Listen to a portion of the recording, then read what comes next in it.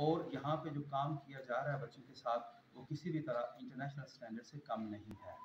کہ آپ اپنے اسپیشل نیڈ بچے کو جتنی جلدی ہو سکے وہ کنگسٹن اسکول کا وزٹ کروائیے تاکہ یہاں پہ جو پروفیشنلس ہیں وہ ان کی اسکریننگ کریں، ان کا ڈائگنوسس کریں اور as early as possible in کا جو ٹریٹمنٹ پلان ہے، جو ایجوکیشن پلان ہے وہ تیار کیا جا سکے کہ یہاں پہ جو اساتذہ ہیں وہ بہت اچھی پروفیشنل اچیومنٹس کے ساتھ ہیں، ان کے پاس جہاں پہ جو ڈگریز ہیں اور کوالیفیکیشنس ہیں اس کے ساتھ ساتھ ان کے پاس جو زندگی کا تجربہ ہے، پاکستان کے جو سب سے اچھے ادارے ہیں وہاں پہ انہوں نے کام کیا ہوا ہے، اور عرفان صاحب نے جو اچھی ٹیم ہے وہ جو کہ میں سمجھتا ہوں کہ بعض اوقات لاہور اور اسلام آباد میں بھی دیکھنے میں نہیں ملتی، اس ٹیم کو یہاں پہ اکٹھا کیا ہے۔ تو اس حوالے سے اسپیشلی بچوں کے جو پیرنٹس ہیں ان کے لیے خاص پیغام ہے کہ آپ کنگسٹن اسکول کا ضرور وزٹ کیجیے اور یہاں پہ جو پروفیشنلس ہیں ان کے پاس اسکریننگ اور ڈائگنوسس کے لیے ضرور تشریف لائیں۔ اس میں جو ایک بات اور ایڈ کرنا چاہتا ہوں